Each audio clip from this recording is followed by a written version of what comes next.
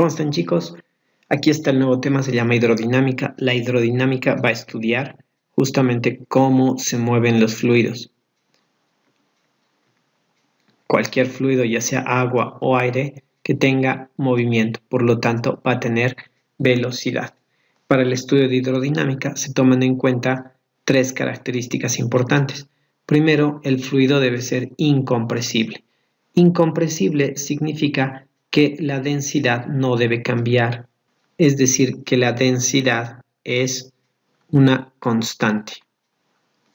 La segunda característica es que cualquier fluido que nosotros vayamos a estudiar tiene que tener un flujo laminar. Flujo laminar significa que el fluido tiene que estar moviéndose como láminas y todas esas láminas tienen una determinada velocidad, es decir, si este es el flujo que tiene el fluido en un determinado punto, aquí, si vemos en todos los puntitos ahí, todos tienen la misma velocidad. Y finalmente, la tercera característica es que no tenga viscosidad, no sea viscoso. La viscosidad es una propiedad parecida a la fuerza de rozamiento en los sólidos. Entonces, los fluidos que vamos a ver son incompresibles, tienen flujo laminar y además no son viscosos. Para el estudio de hidrodinámica solamente tenemos que enterarnos de una nueva magnitud que se llama caudal. El caudal, que se nombra con la letra Q, se define como el volumen que pasa por una determinada superficie por unidad de tiempo. Es decir, si yo tengo aquí una especie de manguerita, el flujo de agua que pasa por aquí en un tiempo determinado se llama caudal, la cantidad de volumen que pasa por unidad de tiempo. Si nosotros vemos el volumen de esta manguerita, se puede calcular como el área, que generalmente es un área circular, multiplicada por la longitud. Ese sería el volumen de agua que está pasando por este trozo de manguera. Si reemplazamos aquí, tendríamos lo siguiente, que el caudal va a ser igual al área multiplicada por la longitud dividida entre el tiempo, y longitud sobre tiempo se la puede considerar como velocidad. Así que la segunda fórmula de caudal será que es igual al área multiplicada por la velocidad.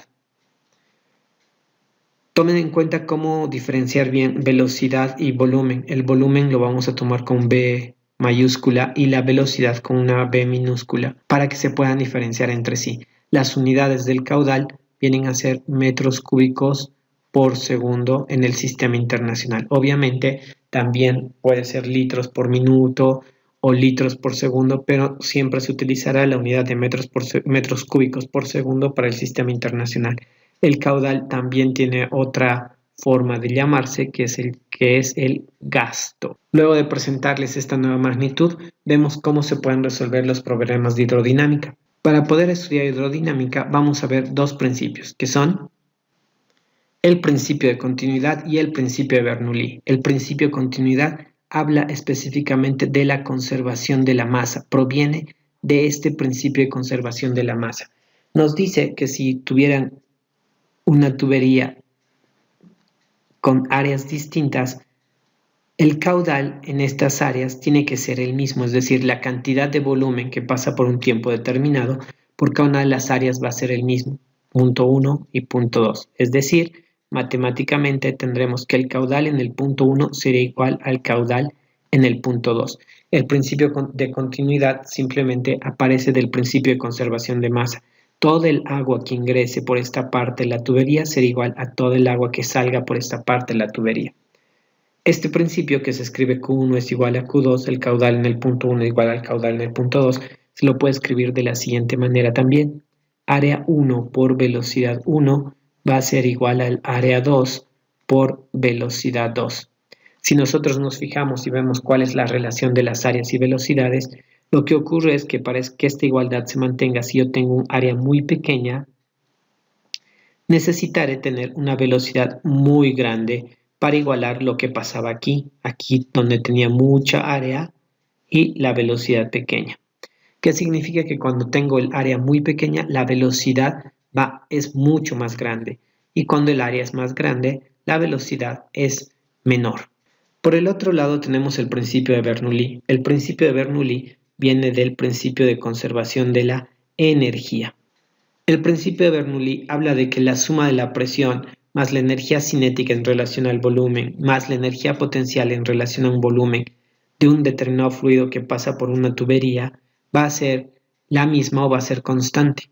Previamente a explicar el principio de Bernoulli, hablaremos de lo que significa la energía cinética en relación al volumen. Recordemos la fórmula de energía cinética que decía que es la masa por la velocidad al cuadrado dividido entre 2 o 1/2 de la masa por la velocidad al cuadrado. En hidrodinámica nos interesa mucho el volumen de agua que pasa por una determinada tubería. Si dividimos esto entre el volumen, tenemos una magnitud que es masa sobre volumen. Esta masa sobre volumen es la densidad. Recuerden que la densidad es masa sobre volumen y si reemplazamos esto, la energía cinética se convertirá en 1/2 de la densidad por la velocidad al cuadrado. Entonces, la relación de energía cinética en relación al volumen se escribe de esta manera. Lo mismo pasará con la energía potencial, que tenemos masa por gravedad por altura, y si la dividimos entre el volumen, nuevamente tenemos el término masa dividido entre velocidad, y la energía potencial en función o en relación al volumen será densidad, gravedad por altura. En términos matemáticos, el principio de Bernoulli se escribe de la siguiente manera. La presión en un punto más la energía cinética en relación al volumen, que se escribiría 1/2 de la densidad por la velocidad al cuadrado, más la energía potencial en relación al volumen, que será la densidad por la gravedad por la altura, es una constante. Es decir, que en cualquier otro punto pasa lo mismo. Si nosotros tuviéramos una tubería que sube a una determinada altura, aquí, que se encuentra primero una altura H1 y tenemos aquí una altura H2, por donde fluye agua o cualquier otro tipo de fluido que tenga las características que habíamos dicho, podremos aplicar el principio de Bernoulli en esos puntos de la siguiente manera. Este es el punto 1 y este es el punto 2. Tendríamos la presión del punto 1 más 1/2 de la densidad por la velocidad del punto 1 elevado al cuadrado, más la densidad por la gravedad por la altura del punto 1 va a ser igual a la presión que existe en el punto 2, más 1/2 de la densidad por la velocidad del punto 2 al cuadrado, más la densidad por la gravedad por la altura del punto 2.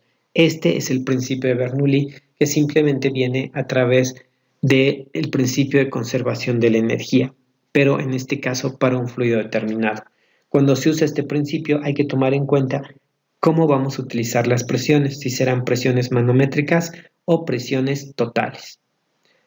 Cada uno de estos factores tiene unidades de pascales, por lo tanto es correcta sumar todas las presiones o la presión con los otros términos que acabamos de añadir. Por lo tanto, las ecuaciones que usaremos para este tema son caudal es igual a volumen sobre tiempo, el caudal es igual al área multiplicada por la velocidad, utilizaremos el principio de continuidad y también el principio de Bernoulli. Con eso estamos listos para hacer los ejercicios.